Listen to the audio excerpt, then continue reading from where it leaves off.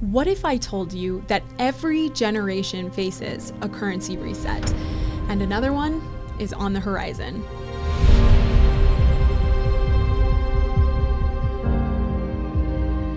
I'm Emerald Fox, and today I want to take you on a journey through time, from ancient empires to modern nations, to uncover a hidden pattern that governments hope you never notice.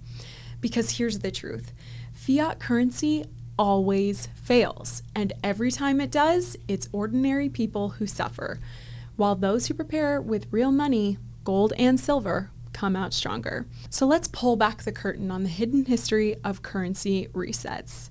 And as we travel from Rome to Weimar, Germany, from the US in 1971 to Venezuela and beyond, you'll see this pattern repeat itself again and again. Quick pause. If you're liking this content, hit subscribe so you don't miss the next one. Before we dive into these stories, let's make sure we're clear on what a reset actually is. A currency reset is when the rules of money change. It can look like a government devaluing its money, slashing purchasing power overnight, like Mexico 1993, the peso lost half its value overnight, cutting ties to gold, or another hard backing so currency becomes backed only by promises, like US 1971, Nixon ended the gold standard. Printing so much new currency that hyperinflation destroys value. Zimbabwe, 2000s, $100 trillion notes. Or introducing a redenomination reset where they chop zeros off the bills to disguise the problem without solving it. Venezuela, 2018, 5 zeros erased overnight. But resets always share two things: governments get relief and citizens lose savings. And history shows those who hold tangible assets like gold and silver protect their wealth every single time. So let's roll the clock back to ancient Rome, an empire that gave us roads, aqueducts, and law, but also one of the first great examples of a currency reset. Rome's economy was built on silver coins called Denarius. Each coin was nearly pure silver, but expansion was expensive, wars in every direction, armies to feed, lavish games, and palaces. Instead of taxing more or cutting spending, emperors began debasing the currency, watering down silver with copper. By the 3rd century, a coin once nearly 100% silver had less than 5%. To the eye, it looked the same, but markets weren't fooled. Prices rose, trade collapsed, inflation hollowed out the economy. Those who held gold and silver carried their wealth through Rome's decline. Fast forward over 1,000 years to the heart of Europe, where a modern democracy tried to print its way out of debt and triggered one of the most infamous currency collapses in history. After World War I, Germany owed crushing reparations. To pay, they printed money.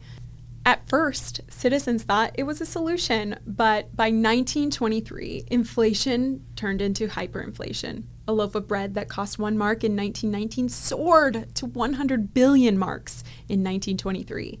People wallpapered homes with cash. Children played with stacks of bills. Wheelbarrows full of money were stolen for the wheelbarrow because the cash was worthless. But with just a few gold coins, families could still buy food, shelter, and even property. Gold didn't just preserve wealth, it bought survival. Now let's cross the Atlantic to the United States, because even the world's strongest economy had faced resets. And one of the most dramatic happened within living memory.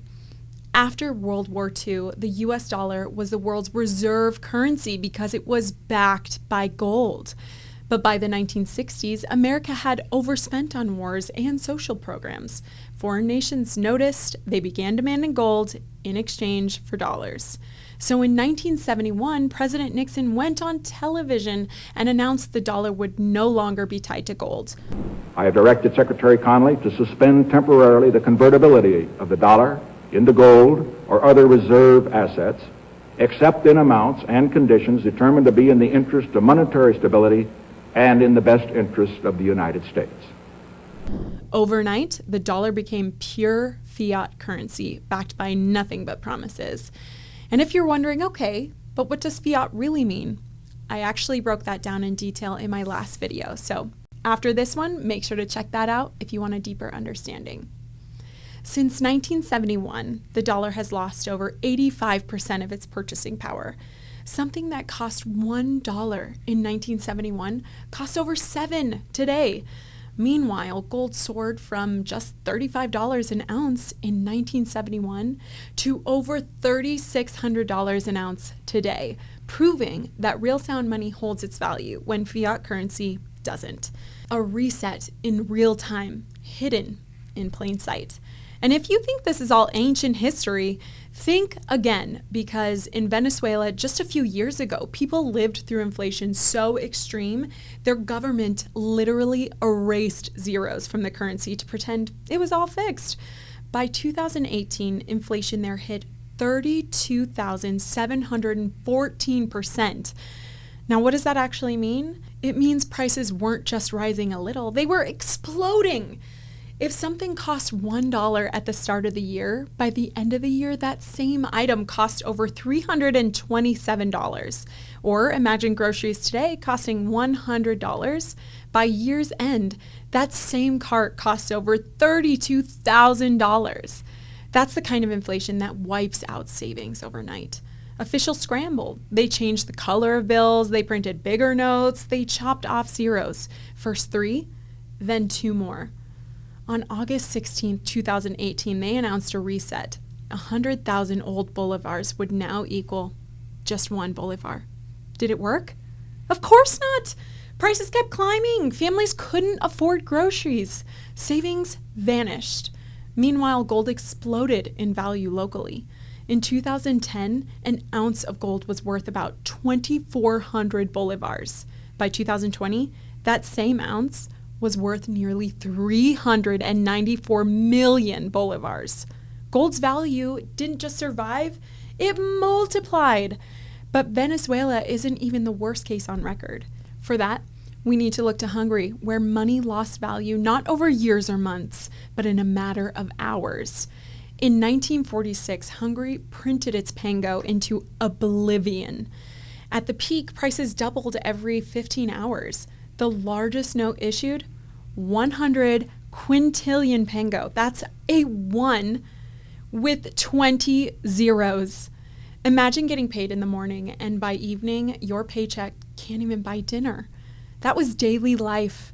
Barter returned, faith in currency completely collapsed, only gold retained value. And if Hungary feels like a distant memory, let's jump just a couple decades back to Zimbabwe in the 2000s, where the government printed $100 trillion notes that couldn't even buy lunch. People turned to US dollars, barter, and of course, gold to survive that collapse. And those are just a handful of examples. History is filled with nations repeating the same cycle. Argentina in the 1980s, Brazil in the 1990s, Turkey in the 2000s, Greece 1940s, Russia in the 1990s, even the United States during the War of 1812 and the Civil War. From the Mongolian Empire to modern Venezuela, from Japan after World War II to Zimbabwe today. The lesson never changes. Now look at today. U.S. debt over $35 trillion and growing. Central banks testing digital currencies. Inflation slowing on paper, but groceries, rent, and healthcare keep climbing. History is flashing red lights. It's not if, it's when. Every generation faces this test. Every generation learns the truth. Fiat currency fails. Precious metals endure. Gold and silver are not outdated relics. They're lifeboats that carry wealth through every storm. So what can you do? You don't need to predict the exact timing of the next reset. You just need to prepare.